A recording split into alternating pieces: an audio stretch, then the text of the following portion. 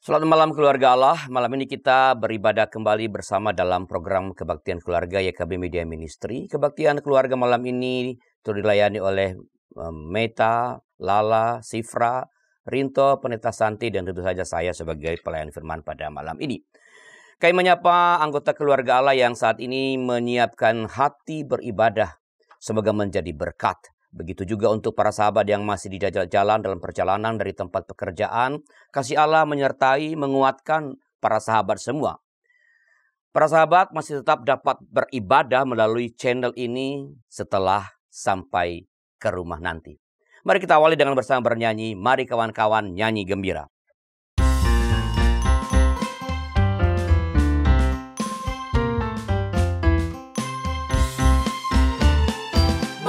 Kawan-kawan nyanyi gembira, gembira mengikuti bunyi lagunya. Mari kawan-kawan nyanyi gembira, supaya isi dunia mendengarkannya. Nyanyikan kasih Yesus, gaungkan sukanya. Maklumkan nama Yesus. Mari kawan-kawan nyanyi gembira. Mari kawan-kawan nyanyi gembira, gembira mengikuti bunyi lagunya. Mari kawan-kawan nyanyi gembira, supaya isi dunia mendengarkannya. Suka bagai terang surya, suka bagai embun, suka bagai pelangi. Mari kawan-kawan nyanyi gembira. Mari kawan-kawan nyanyi gembira, gembira mengikuti bunyi lagunya. Mari kawan-kawan nyanyi gembira, supaya isi dunia mendengarkannya. Mari kita berdoa. Tuhan, kami bersyukur padamu karena Tuhan kembali memberikan kesempatan bagi kami untuk bersama-sama dengan keluarga kami untuk beribadah pada malam ini.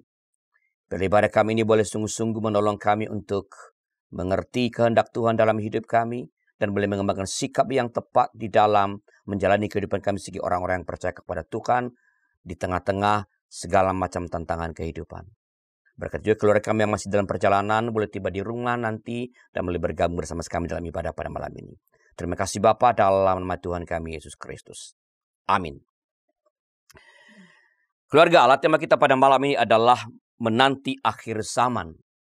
Ada banyak percakapan, perdebatan, bahkan salah faham ketika orang berbicara tentang akhir zaman. Dari cara menafsir kapan akhir zaman tiba atau seperti apakah akhir zaman itu.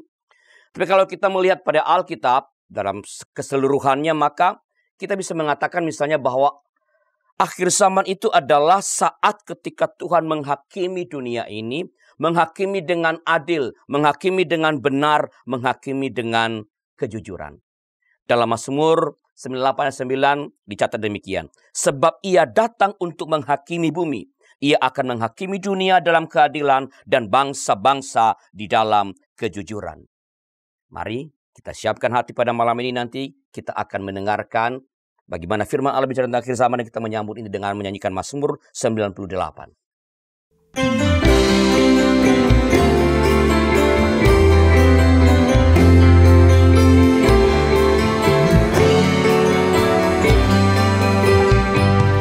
Bagi Tuhan nyanyikan nyanyian baru, sebab Dia sudah lakukan perbuatan ajaib. Bagi Tuhan nyanyikan nyanyian baru, keselamatan dikerjakan oleh tangannya. Bagi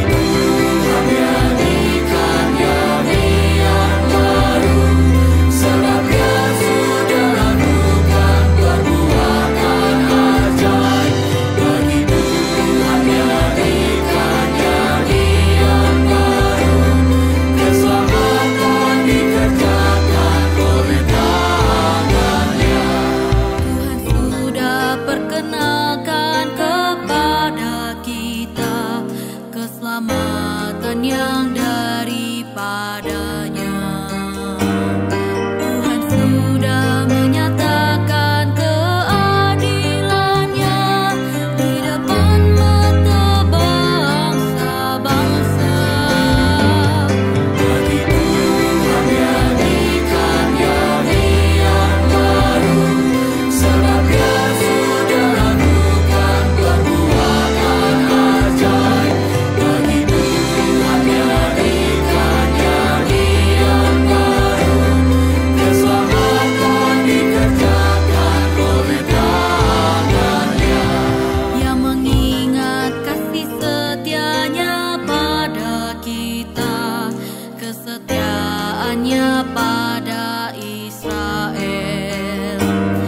Dan segala ujung bumi telah melihat keselamatan yang dari Allah.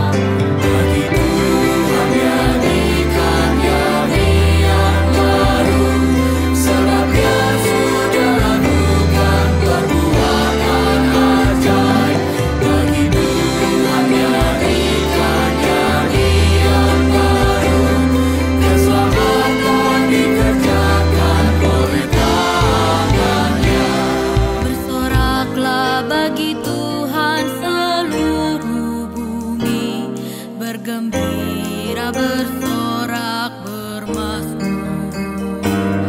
Bermazmur dengan kecapi dan lagu nyaring, bersoraklah dengan sangkakala. Bagi Tuhan nyanyikan nyanyian baru, sebab Dia sudah lakukan perbuatan ajaib. Bagi Tuhan nyanyikan nyanyian baru, keselamatan dikerjakan oleh tangan-Nya. Biarlah gemuruh laut serta isinya, semesta dan yang diam dalamnya.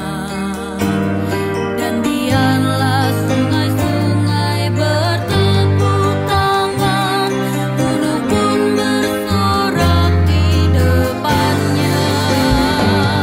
Bagi Tuhan nyanyikan nyanyian baru, sebab Dia sudah lakukan perbuatan ajaib.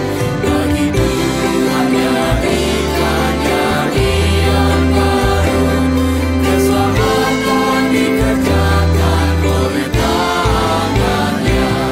Sebab Dia datang untuk hakimi bumi, Tuhan datang menghakimi bumi.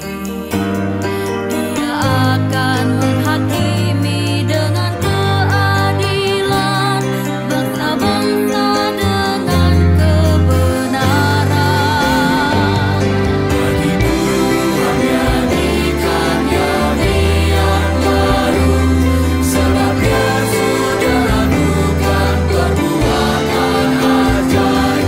Bagi Tuhan nyanyikan nyanyian baru, keselamatan dikerjakan oleh tangan-Nya. Mari kita berdoa untuk pembacaan Alkitab dan pewartaan sabda. Kita berdoa. Tuhan, kami mohon Engkau menolong kami ketika kami akan sebentar lagi membaca Alkitab dan mendengarkan pemberitaan firman-Mu. Tolonglah kami supaya kami boleh mendengarkan dengan baik, dapat mengerti dengan benar firman Allah, dan kami punya keberanian untuk melakukan itu dalam kehidupan kami sehari-hari. Bagi juga hamba-Mu dengan segala keterbatasan yang melekat padanya sebagai alam tangan Tuhan, supaya melaluinya Engkau yang menyapa setiap umat Tuhan, baik yang ada di ruangan ini maupun yang beribadah bersama di tengah-tengah keluarga masing-masing. Mari Bapa bersabdalah karena kami sungguh rindu kehendak-Mu. Dalam nama Tuhan kami, Yesus Kristus. Amin. Kita membaca Lukas pasal 21 ayat 5 sampai ayat 19. Dengarkanlah firman Tuhan. Ketika beberapa orang berbicara tentang bait Allah, betapa bangunan itu dihiasi dengan batu-batu yang indah dan dengan berbagai barang persembahan, berkatalah Yesus. Adapun apa yang kamu lihat di situ akan datang waktunya ketika tidak ada satu batu pun akan dibiarkan di atas batu yang lain. Semuanya akan diruntuhkan. Lalu mereka bertanya kepada Yesus, katanya, "Guru, kapan semua itu akan terjadi? Apa tandanya apabila itu akan terjadi?" Jawabnya, "Waspadalah supaya kamu jangan disesatkan. Sebab banyak orang akan datang dengan memakai namaku dan berkata, 'Akulah dia,' dan saatnya sudah dekat. Janganlah mengikuti mereka.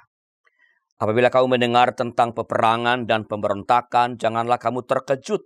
Sebab semuanya itu harus terjadi dahulu, tetapi kesudahan tidak segera datang." Ia berkata kepada mereka, "Bangsa akan bangkit melawan bangsa dan kerajaan melawan kerajaan. Dan akan terjadi gempa bumi yang dahsyat dan di berbagai tempat akan ada kelaparan dan sampar. Dan akan terjadi juga hal-hal yang menakutkan dan tanda-tanda yang dahsyat dari langit. Namun sebelum semuanya itu kamu akan ditangkap dan dianiaya. Kamu akan diserahkan ke rumah-rumah ibadat dan penjara-penjara, dan kamu akan dihadapkan kepada raja-raja dan penguasa-penguasa oleh karena namaku. Hal itu akan menjadi kesempatan bagimu untuk bersaksi. Sebab itu, tetapkanlah di dalam hatimu untuk tidak memikirkan lebih dahulu pembelaanmu. Sebab aku sendiri akan memberikan kepadamu kata-kata hikmat, sehingga kamu tidak dapat ditentang atau dibantah semua lawanmu. Kamu akan diserahkan juga oleh orang tuamu, saudara-saudaramu, kaum keluargamu, dan sahabat-sahabatmu. Beberapa orang di antara kamu akan mereka bunuh. Dan kamu akan dibenci semua orang oleh karena namaku. Namun tidak sehelai pun dari rambut kepalamu akan hilang. Dalam ketabahanmu, kamu akan memperoleh hidupmu. Demikianlah pembacaan kitab yang berbahagia dalam berkah yang firman Allah yang meliharanya, terpujilah nama Tuhan. Saudara-saudara, keluarga Allah yang diberkati Tuhan, saya katakan tadi di kata muka bahwa percakapan tentang menanti akhir zaman telah menjadi percakapan yang sangat selalu hangat dan terkadang kontroversial dalam sejarah gereja. Dari dulu hingga saat ini.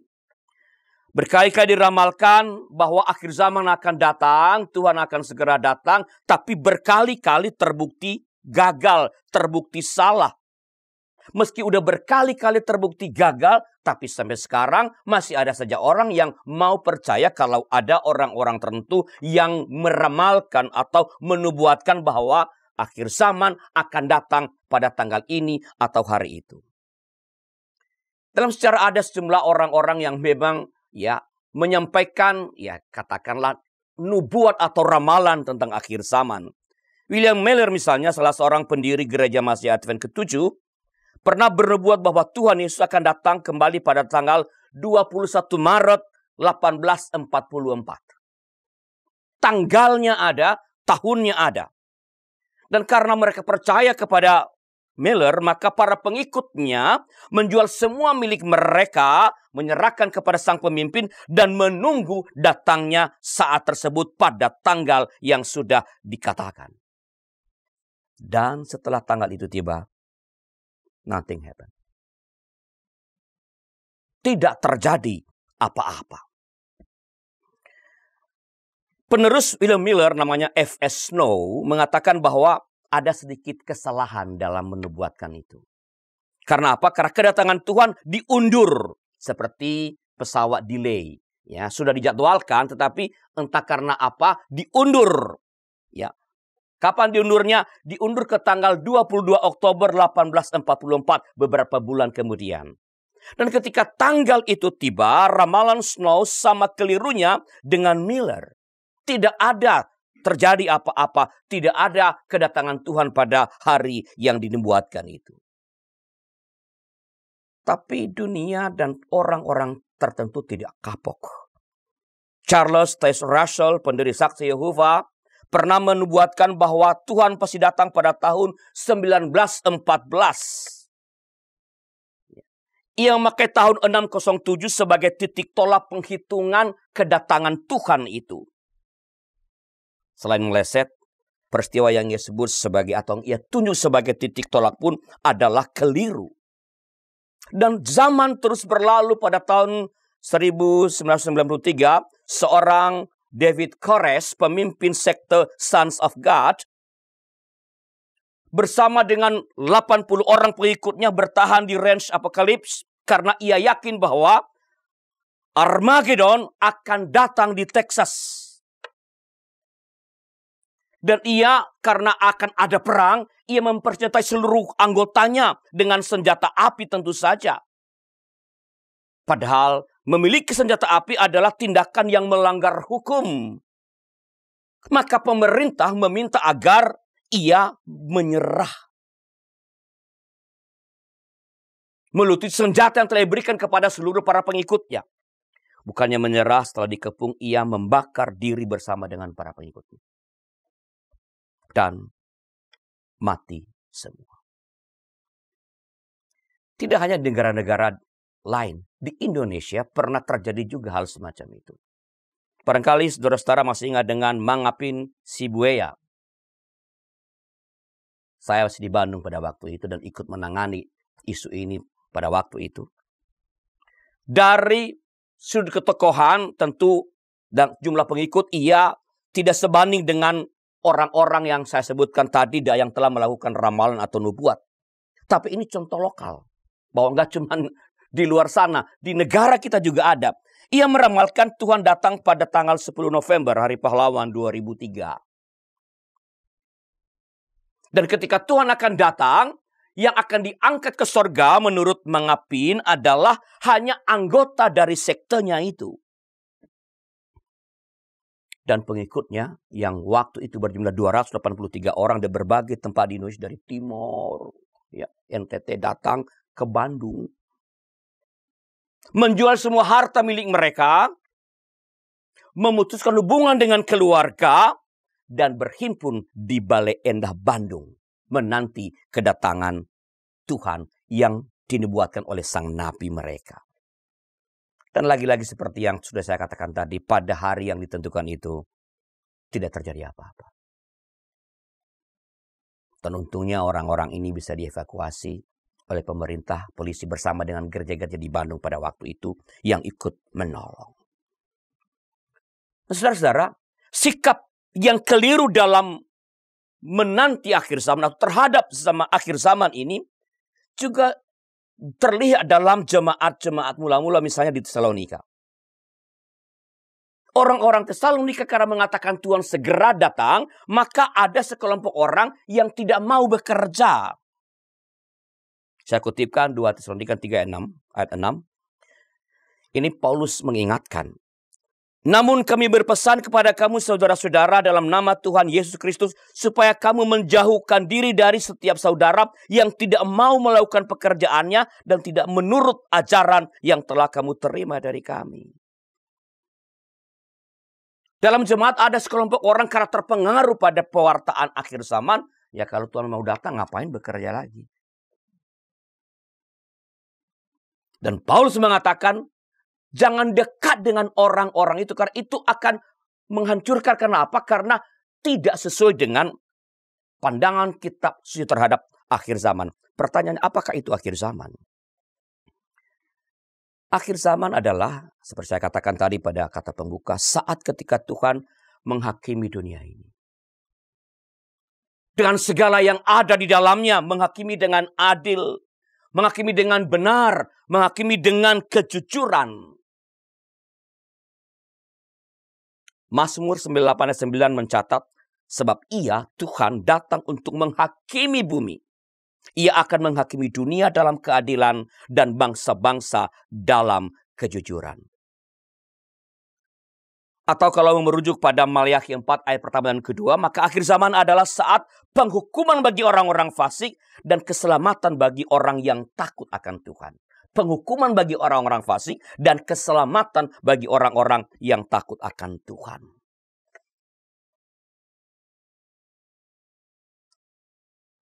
Kapan hari Tuhan atau akhir zaman itu akan tiba?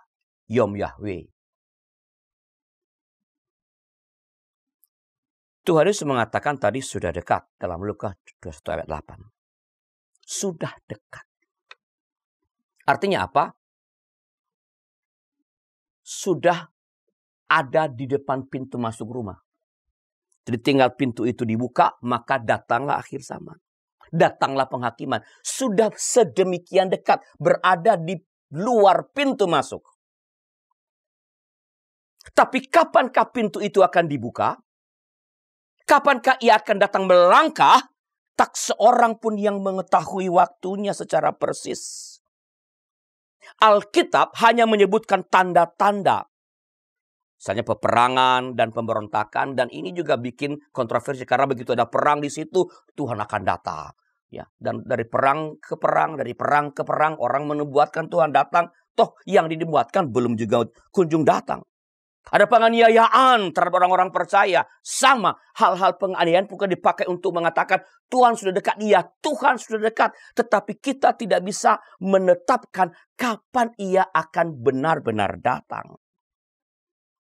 Bahkan Tuhan tadi mengatakan ketika ada peperangan, ketika ada pemberontakan, ketika ada penganiayaan terhadap orang-orang percaya, itu bukan kesudahannya. Kesudahannya belum akan datang, kata Tuhan Yesus. Bagaimanakah sikap yang benar dalam menanti akhir zaman? Pertama adalah tetap bersikap waspada. Lukas 21 ayat 8 saya kutipkan. Jawab Tuhan Yesus. Waspadalah supaya kamu jangan disesatkan. Ketika para murid bertanya kapankah itu akan datang, Tuhan mengatakan waspadalah supaya kamu jangan disesatkan. Sebab banyak orang akan datang dengan memakai namaku dan berkata, akulah dia. Dan saatnya sudah dekat. Janganlah mengikuti mereka.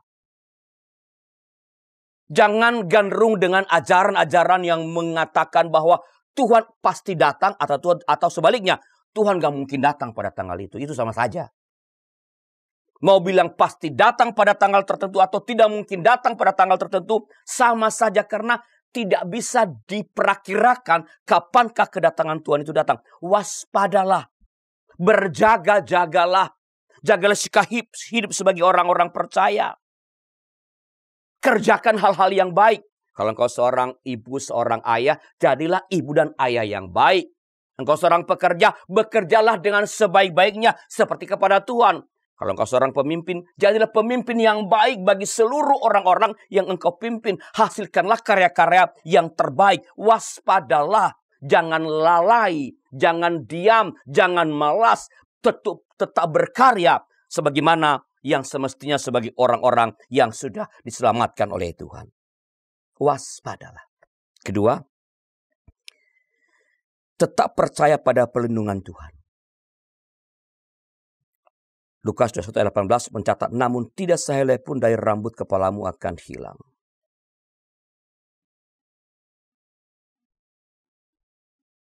Dalam hidup sebagai orang percaya, kita tentu mengalami banyak persoalan-persoalan. Bahkan mungkin hal-hal yang membuat kita mengatakan, aku sudah tidak tahan.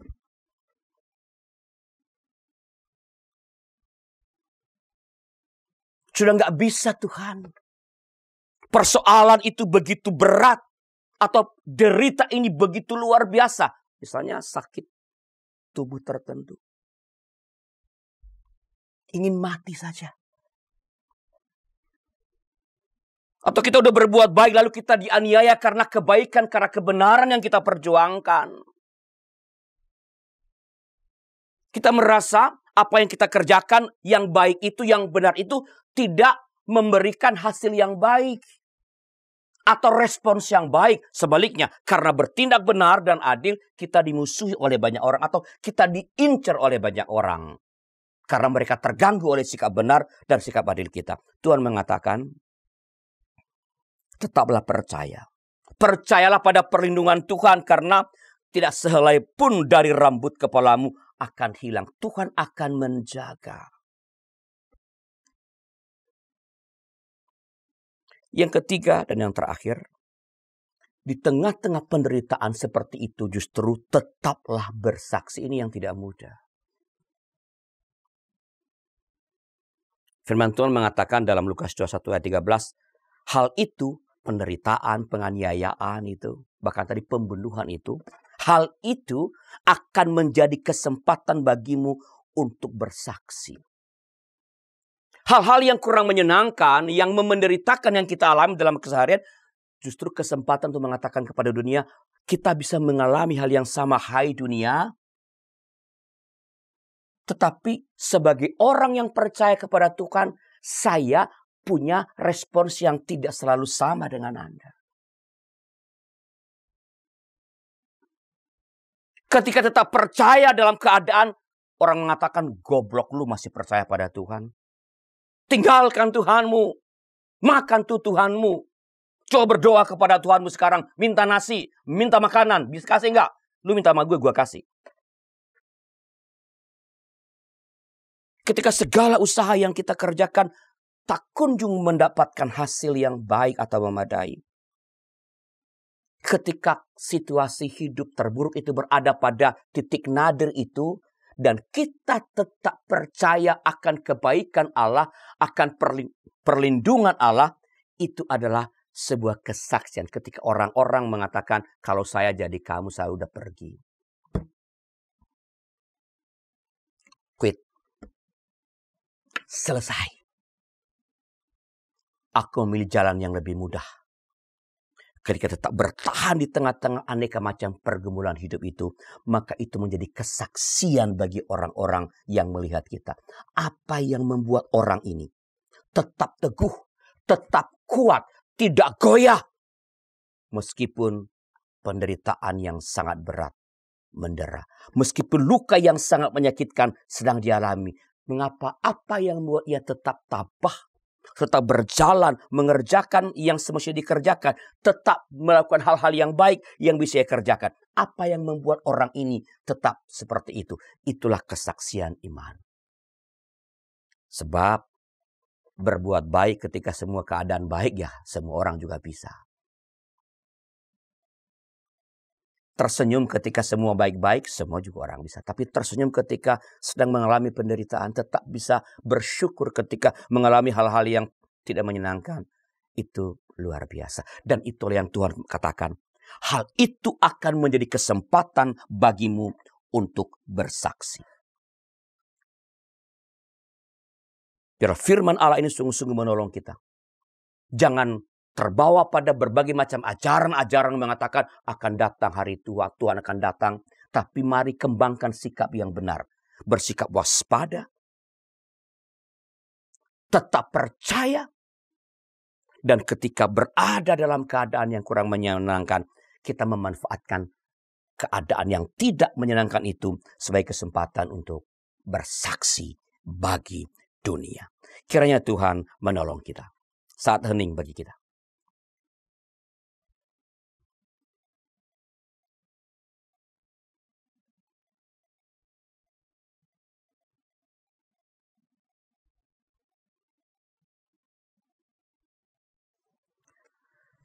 Kita akan masuk dalam doa syafaat. Bila ada di antara anggota keluarga Allah yang ingin didoakan, silakan hubungi kami nomor 081281889191 dan tim doa YKB tentu dengan sukacita akan mendoakan saudara-saudara. Mari kita berdoa. Tuhan, Engkau tahu keadaan kami, negeri kami, bahkan keadaan dunia ini yang sekarang ini tidak baik-baik saja. Mendapatkan pekerjaan tidak mudah. Bahkan mempertahankan pekerjaan pun tidak mudah karena pekerjaan yang kami pegang kini pun diincar oleh banyak orang yang lain. Diinginkan oleh banyak orang yang lain.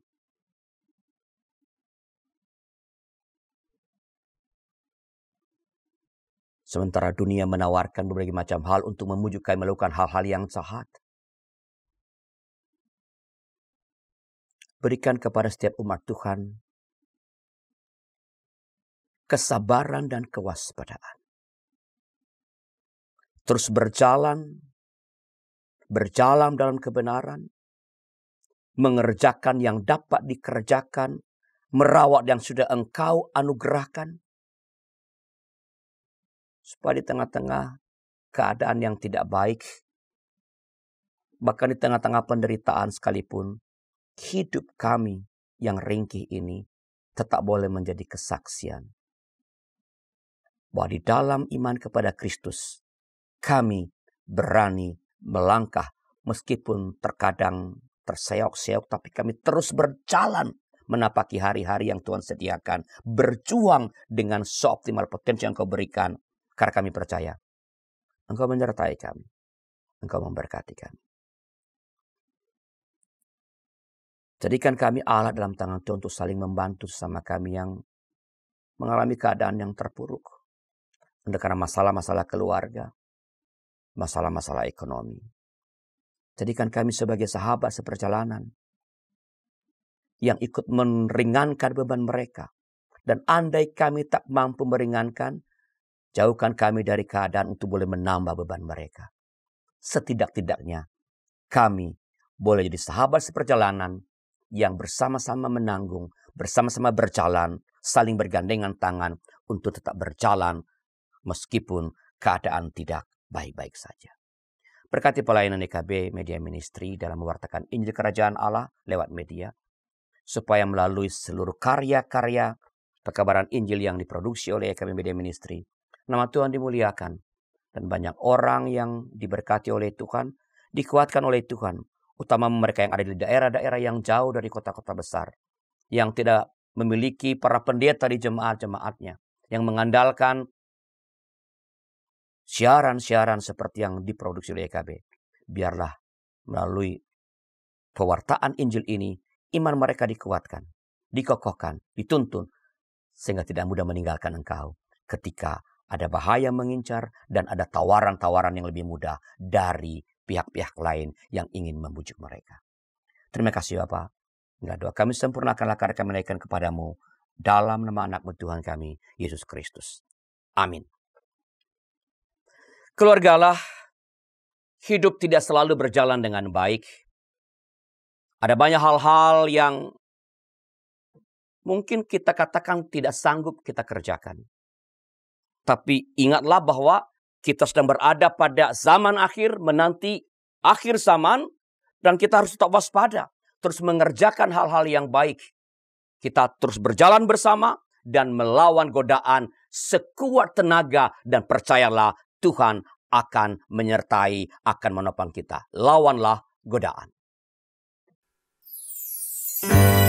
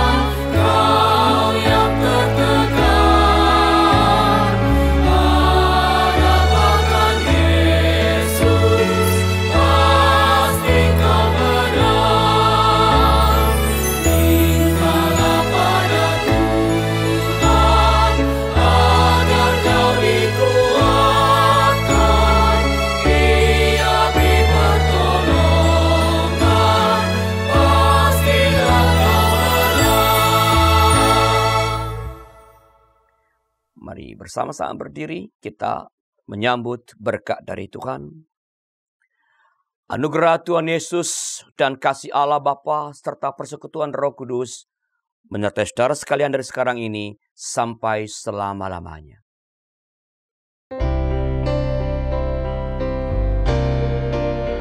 Terima kasih ya Allah Bapa, terima kasih ya Yesus Kristus Tuhan, terima kasih ya Roh Kudus, Allah Trinitas Maha Kudus.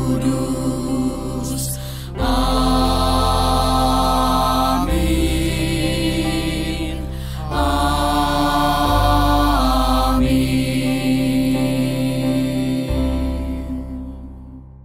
Silakan duduk, saat hening bagi kita.